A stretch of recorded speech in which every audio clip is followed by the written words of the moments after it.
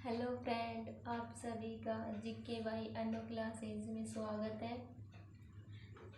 हम हमारा आज का टॉपिक रहेगा जेठ जेठ माह के त्यौहार। हमने पिछले 3 क्लासें ले चुके हैं, जिसके अंदर हमने चैत्र माह के त्यौहार, बैसाख माह के त्यौहार पढ़ कंप्लीट कर लिए हैं। आज हमारा टॉपिक रहेगा जेठ माह के त्यौहार। आज हमारा नया टॉपिक शुरू करने से पहले हम एक बार कल जो पढ़ा था उसका रिवाइज कर लेते हैं 2 मिनट में। तो देखते हैं कल हमने बैसाख माह के अंदर कौन कौन से त्यौहार पढ़े थे। चलिए शुरू करते हैं। सबसे पहले हमने पढ़े थे बैसाख माह। एक बार 2 मिनट के लिए हम रिवाइज कर लेते हैं। बैसाख माह,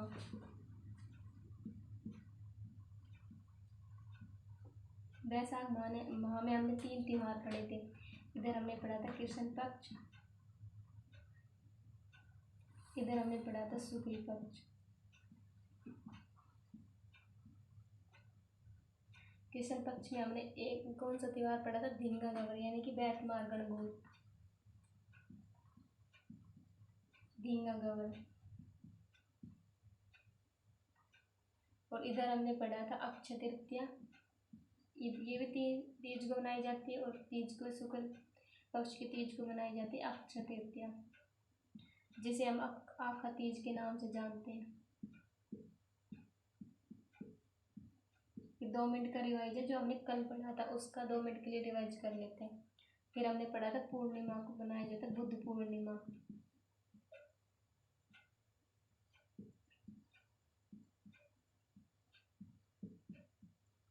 हमने ऐसे याद किया था कि बैसाख में कुछ खास है। क्या खास है? इस बैसाख के अंदर अक्षय तृतीया आते ये हमें किसने बताया था?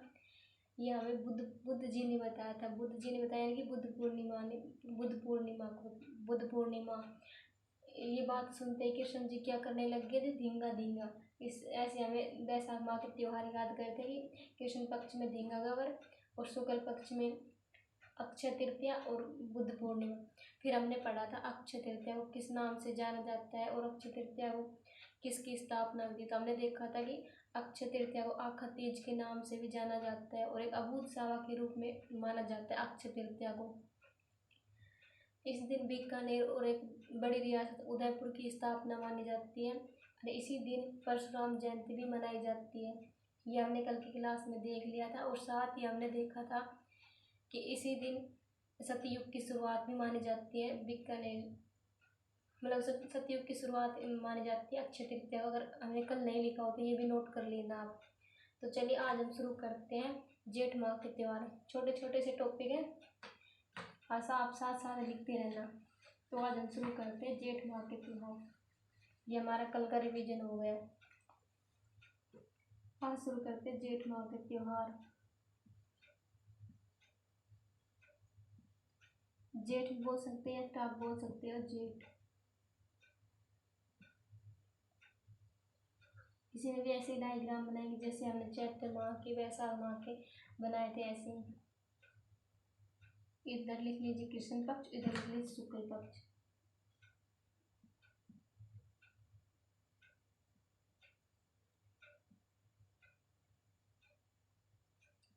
इधर आ जाएगा शुक्ल पक्ष।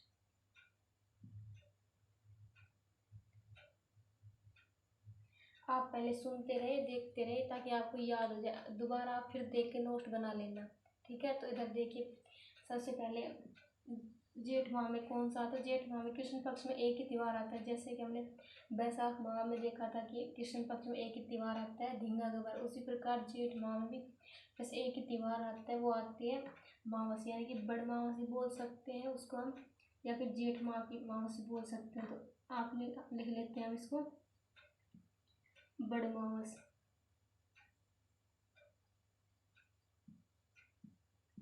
मावस का मतलब तो पता होगा ही, पूर्णिमा को आता है।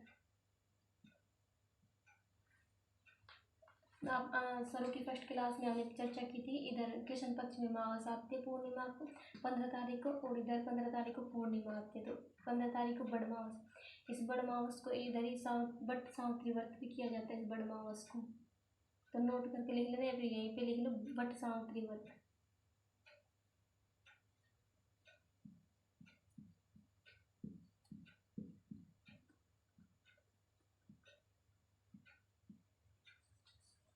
वट सावित्री व्रत।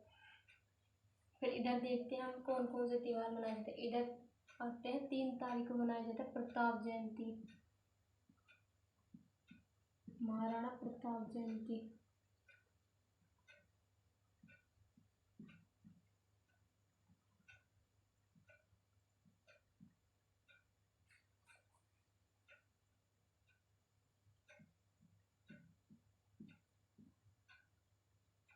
3 तारीख महाराणा प्रताप जयंती मनाई जाती है। फिर 10 तारीख को गंगा दशहरा।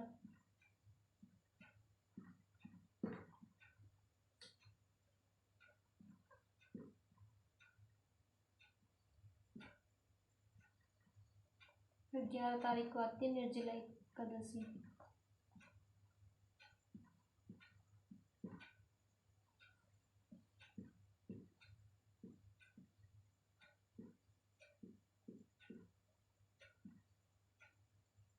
निर्जला एकादशी के बाद आती है पूर्णिमा, यानी पूर्णिमा को बनाई जाती है पीपल पूर्णिमा।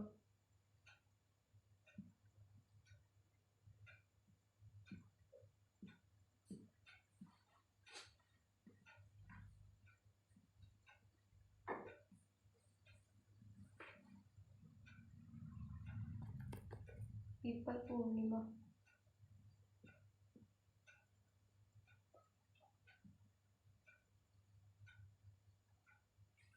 तो चलिए इसे याद करते हैं। जेठ, जेठ माह में आप सबको याद हो, जेठ माह में कितनी धूप पड़ती है, लू चलती है। इसलिए बड़ माह, जेठ बड़े हैं, जेठ यानी कि बट ऐसे भी याद कर लेंगे। जेठ बड़े जैसे घर परिवार में होते हैं ना, ऐसे जेठ सुना ही होगा आपने। तो कौन से आप विदेश से चल के आए, इसे इतना तो सबको ही पता होता है। जेठ यानी कि जो बड़े लोग होते हैं, जेठ के नाम से जेठ बोला जाता है। जेठ में बड़े हैं, बड़े हैं यानी बड़मास। बड़मास कब मनाई जाती है? जेठ में। जेठ यानी कि बड़े हैं, बड़े यानी कि बड़े बड़े लोग कौन होते हैं? जेठ जी। तो जेठ जी बड़े हैं, बड़मास। मास को तो सबको पता, मैंने मास को भी याद करा ही दिया था कि मास कृष्ण पक्ष में आती है और शुक्ल पक्ष में पूर्णिमा आती है। तो ये तो कन्फर्म हो गया। बड़मास कब आती है आपसे पूछ ले जाएगी, बड़मास कब आती है तो आप बताओ। जेठ की कृष्ण पक्ष को बड़मास आती है। और बड़मास कोई व्रत करती है, कौन व्रत करती है? सावित्री व्रत करती है। व्रत कौन करती है? सावित्री व्रत करती है। बट व्रत यानी कि छोटे बालक होते हैं, उसे व्रत नहीं बोला जाता, तो ऐसे याद करते हैं ना। बट क्या कर रहे हैं? बट कर रहे हैं, यानी कि बट सावित्री व्रत। इधर याद करते हैं शुक्ल पक्ष। शुक्ल पक्ष में कौन आते हैं? जैसे कि जेठ माह में धूप का प्रताप रहता है, उसी प्रकार याद प्रताप है किसका? जेठ में प्रताप है, धूप का प्रताप है। गंगा गंगा गंगा दशहरा। गंगा के किनारे देखो निर्जला, निर्जला नहीं, निर्जला भी नहीं रहा जाता हमें, इसलिए हम पीपल के नीचे बैठ जाते हैं। जेठ माह में धूप का प्रताप है, धूप का क्या है? प्रताप, इसलिए हम गंगा किनारे गए और बिना गंगा किनारे जाके बिना निर्जला नहीं रह सकते, चाहे वो पीपल के नीचे ही क्यों ना बैठे हो। इसलिए हम पीपल पूर्णिमा आ जाएगा। तो चलिए दोबारा याद करते हैं। जेठ, जेठ के मतलब सबसे पहले क्या याद किया? इधर कृष्ण पक्ष में आते बटमावस। बटमावस यानी कि जेठ जी बड़े हैं, बड़मावस। फिर हमने देखा था महाराणा प्रताप जयंती। अगर आप सीधे याद करना चाहते तो सीधे भी याद कर सकते हैं।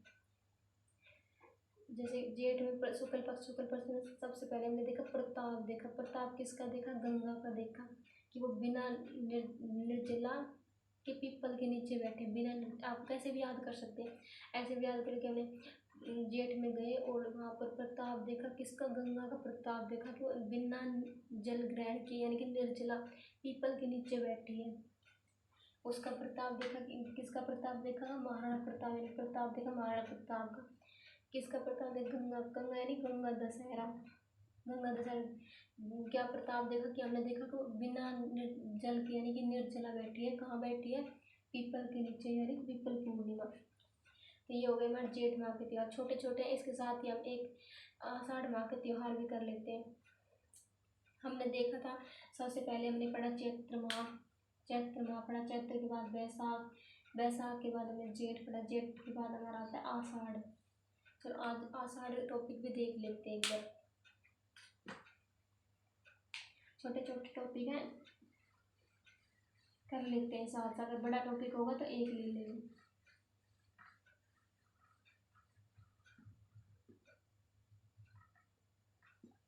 तो चल देखते हैं आषाढ़ माह के त्योहार। डी डाल लीजिए आप, आषाढ़ माह के त्योहार।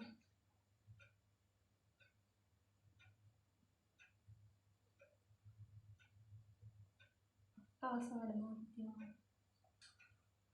आषाढ़ माह में भी ये 3-4 त्योहार आते हैं। पहले त्योहार इधर लिख लीजिए आप कृष्ण पक्ष, और उधर लिख लीजिए आप शुक्ल पक्ष।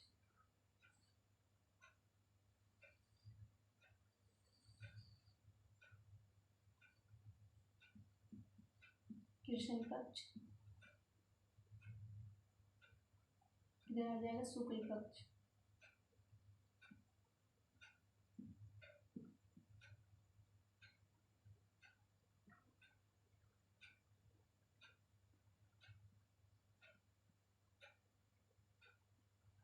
तो कृष्ण पक्ष में हम सबसे पहले देखते हैं, इधर आते हैं 11 तारीख को मनाई जाती है योगिनी एकादशी। योगिनी एकादशी। एकादशी तो आपको याद करने की वैसे जरूरत नहीं, क्योंकि ये एकादशी यानी 11 होता है, तो एकादशी ऐसे आ ही जाएगा आपको। तो ये याद करने की ज़्यादा दिक्कत नहीं लगेगी आपको। 11 से याद करने, जैसे योगिनी याद आता है आपको आ जाएगी योगिनी एकादशी। ठीक है,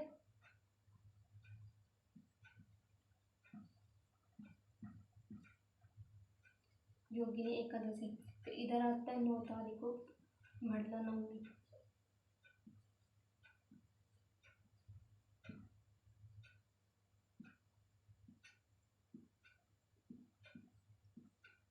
भड़ला नवमी, इस भड़ला नवमी के नवमी को जैसे माना जाता है कि इस भड़ला नवमी को अंतिम विवाह के लिए अंतिम सावा माना जाता है इस भड़ला नवमी को।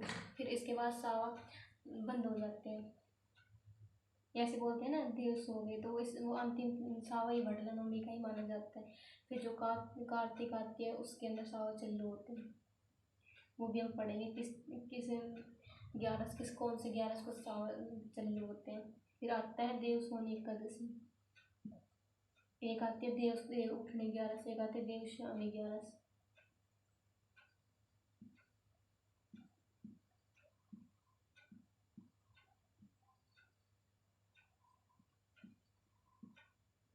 देव शून्य एकादशी। इसके बाद आते हैं गुरु पूर्णिमा।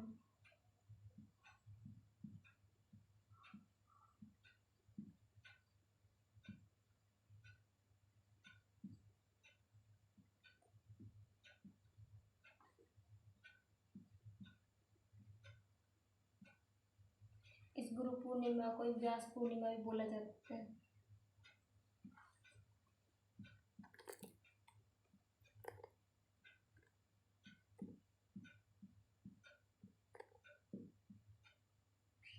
देखिए इसे याद करते हैं।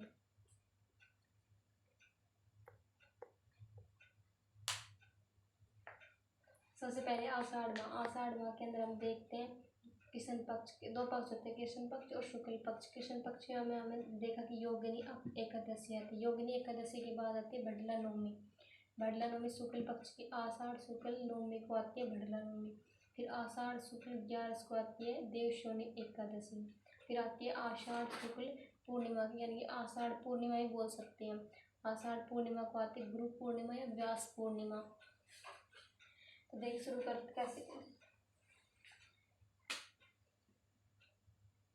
देख याद करते हैं। आषाढ़, आस है हमें किससे आस है, कृष्ण जी से आस है कि वो योग करेंगे।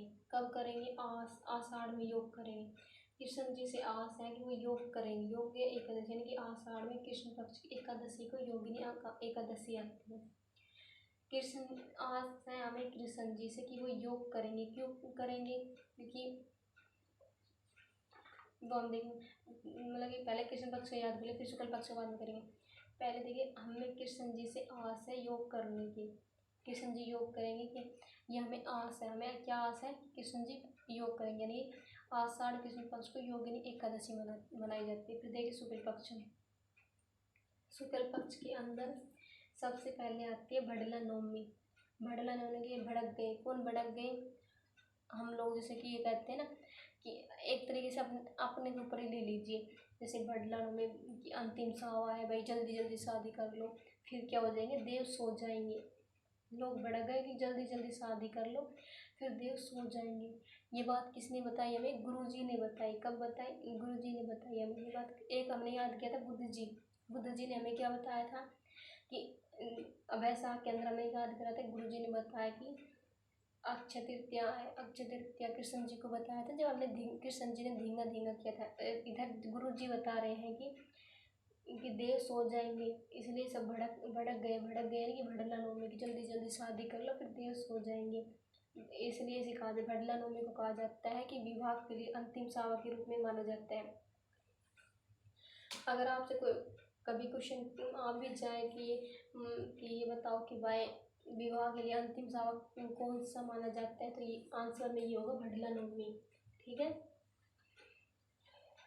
तो एक बार फिर से रिवाइज कर लेते हैं। हमने आज पढ़े थे, सबसे पहले हमने वैशाख माह जो हमने कल पढ़ा था उसका 2 मिनट हमने रिवाइज किया। उसके बाद हमने पढ़ा था जेठ माह के अंदर हमने सबसे पहले देखा था कृष्ण पक्ष के अंदर बड़मावस, यानी कि बड़े हैं कौन?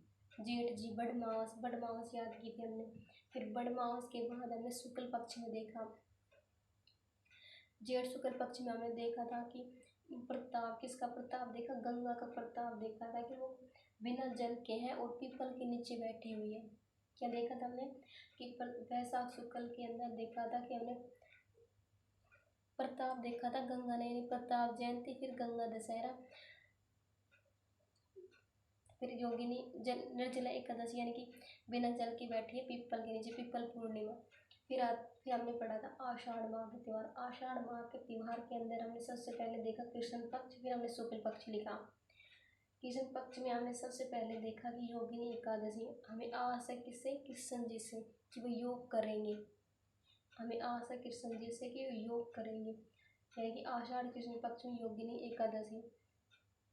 फिर आती है आषाढ़ शुक्ल पक्ष में हमने सबसे पहले देखा कि भड़क गए, यानी कि भड़ला नवमी। क्यों भड़े? क्योंकि देव सो जाएंगे और विवाह के लिए अंतिम सावा है। ये हमें किसने बताया? ये बात हमने गुरुजी ने बताई थी। गुरु पूर्णिमा, और इस गुरु पूर्णिमा को हम व्यास पूर्णिमा भी कहते हैं। तो दोस्तों आज हमने मतलब कि त्यौहार माह की, ये हमारी चौथी क्लास थी और इसके अंदर हमने जेठ और आषाढ़ माह के त्यौहार देखे हैं। कल हम सावन माह के त्यौहार देखेंगे। अगर दोस्तों अगर इससे पहले वाली क्लास नहीं देखी है तो आप पहले उस क्लास को देखें। अगर आपको अच्छी लगी हो तो चैनल को सब्सक्राइब करें, लाइक करें, शेयर करें। और मैं आपको बता दूं कि ये क्लासें जितनी भी प्रतियोगी परीक्षा है जिसके अंदर त्यौहार टॉपिक है, यानी कि कला संस्कृति टॉपिक है, उसके अंदर सभी के लिए है ये क्लासें, और यूट्यूब पर पूर्णतः निःशुल्क है। इसलिए अपना ये छोटा सा परिवार है, आप जितना इसको आगे बढ़ाएंगे उतना ही हम आपके लिए और क्लासें भी शुरू करेंगे, जैसे भूगोल की क्लासें, इतिहास की क्लासें भी लेके आएंगे। तो आज के लिए इतना ही दोस्तों। क्लास को लाइक करें, शेयर करें। Thank you.